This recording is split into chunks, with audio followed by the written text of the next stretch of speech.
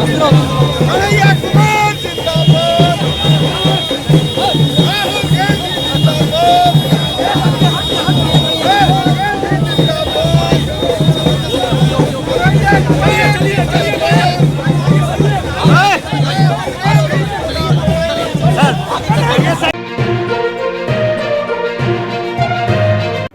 उनकी समस्याओं को आपके बीच में रखेंगे और इस प्रेस वार्ता को शुरू करेंगे। उनका परिचय आपसे करवाते हैं। हमारे बीच एनएसयूआई के राष्ट्रीय प्रभारी कन्हैया कुमार जी मौजूद हैं। हमारे बीच राष्ट्रीय अध्यक्ष यूथ हैं। हमारे बीच यूथ कोशिश यह यात्रा किसी को एमएलए, एमपी, मंत्री, मुख्यमंत्री बनाने की यात्रा नहीं है।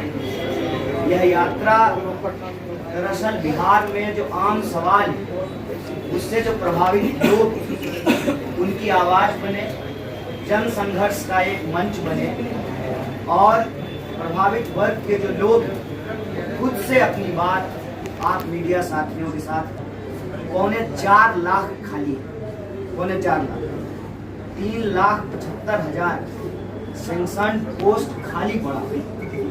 अकेले मास्टर साहब लोगों का लगभग 2,20,000 पोस्ट खाली। फिर ये कहना कि बिहार में अवसर नहीं है, ये गलत है। बिहार में अवसर है। और मैं आपको बता दूं, कोविड के दौरान सरकारी आंकड़ा है, तकरीबन 2 करोड़ लोग घर आए थे। उसमें सबसे ज्यादा जो लोग घर आए वापस वो उत्तर प्रदेश और बिहार के। और पलायन का दर यदि आप देखें तो 1 नंबर पर उत्तर प्रदेश है और दूसरे नंबर पर बिहार है।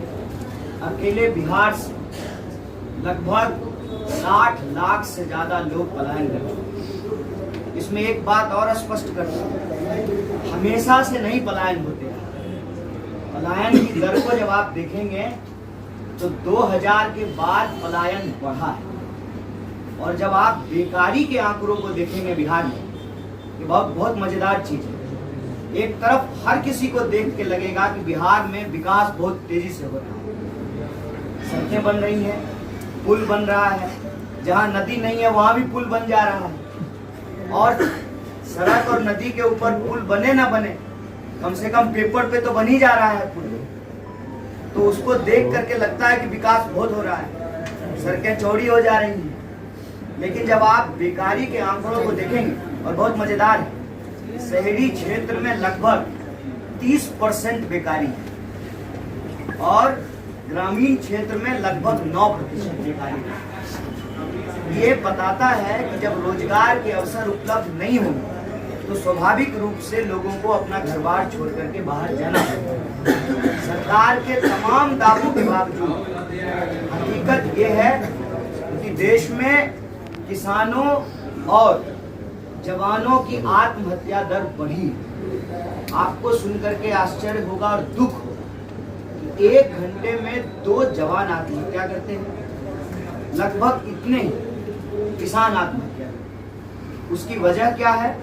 वजह यह है कि अगर आप बिहार की बात करें तो 30% लोग ऐसे हैं बिहार में जिनकी उम्र 20 साल से लेकर के 30 साल के बीच में, 30%। और जब सरकार इन जवानों को रोजगार नहीं दे पा रही, अब मैं बेगूसराय की बात करता हूँ। बेगूसराय में पिछले दिनों में एक बहुत जबरदस्त समस्या उभर करके आई है, वो है सूखा नशा की समस्या। पुराने लोग खैनी खाते थे, हुक्का पीते थे, बीड़ी पीते थे।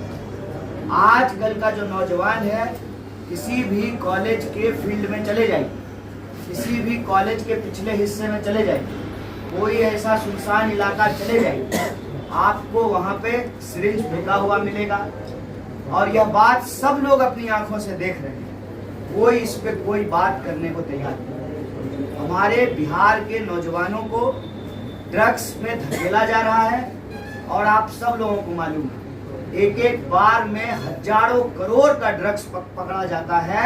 अदानी के पोर्ट पर, मुंद्रा पोर्ट पर हजारों करोड़ का ड्रग्स पकड़ा जाता है। ड्रग्स वहां से चलता है और जहां से पलायन हो रहा है जहां नौजवानों को रोजगार नहीं मिल रहा, उनको जो है नशे की ओर धकेला जाए। जब सरकार नौकरियां देने में विफल है तो जानबूझ करके संप्रदाय के आधार पर, पहचान के आधार पर इस मोहल्ले के लोगों को उस मोहल्ले के लोगों से लड़ाया जा रहा है। नफरत लगातार समाज में वैमनस्यता घुली जा रही है। सरकार अपनी विफलता छुपाने के लिए, नौकरी नहीं देने की जो खामी है उसको छुपाने के लिए समाज में जहर घोल रही है, नफरत फैला रही है। एक आंकड़ा और आपको सुनकर के आश्चर्य होगा। बिहार में कास्ट सर्वे में कहा गया कि 60% लोग भी ऐसे नहीं हैं जो ग्रेजुएट होंगे। जो श्रमिक वर्ग है, जिसको हम कहते हैं कि जो काम करने वाली आबादी है, जो काम कर सकते हैं, अगर आप उसमें देखें तो लगभग 40% लोग, जिसको हम वर्किंग क्लास कहते हैं, वो निरक्षर है। ये बेगूसराय के स्थानीय समाज है और बिहार के अंदर बेरोजगारी नेशनल बेरोजगारी से ज्यादा है। एक नेता का नाम तो ना इलाज मिल रहा है, ना रोजगार मिल रहा है, ना शिक्षा मिल रही है, ना सुरक्षा मिल रही है। सुरक्षा की बात जो है बहुत चिंताजनक है और इस पर हम सब लोगों को ध्यान देने की जरूरत है। ये अलार्मिंग कि हर घंटे बिहार में किसी न किसी महिला के साथ अपराध हो रहा है, उनका एब्डक्शन हो रहा है। तो आप समाज में नशाखोरी बढ़ा रहे हैं, समाज में महिलाओं के खिलाफ अपराध बढ़ा रहे हैं, रोजी रोजगार के साधन उपलब्ध नहीं हो रहे हैं और बड़े बड़े दावे किए जा रहे हैं सुशासन। मैं कहता हूँ ये सुशासन की सरकार जो है, ये प्रचार वाली, पलायन कराने वाली सरकार है। सर मैं अपनी बात देखिए, वो तो आधे घंटे के लिए आए बिहार में इनके साथ चलने के, जो बिहार में 20 साल से, वो बता दें कि 4.25 लाख पर क्यों। तंज कसना आसान होता है, परिवर्तन करना मुश्किल होता है। परिवर्तन के नारे पोस्टर पे छपवाना आसान होता है, वॉल राइटिंग पे लिखना जो है ना आसान होता है, लेकिन परिवर्तन करना मुश्किल होता है। जेडीयू के साथियों को मैं उन पे कोई तंज नहीं करता। मेरा उनसे बस यही निवेदन है कि आप भी जो है बिहार की ही पार्टी है, बिहार के लोगों का ही बेहतरी करने का जो है आप दावा करते हैं, तो हम जो ये समस्याएं आपके बीच ला रहे हैं, आपके सामने इसको प्रकाशित कर रहे हैं, ये हम घर में तो बना नहीं रहे हैं। ऐसा नहीं कि हमने किचन में जो है समस्याएं तैयार की।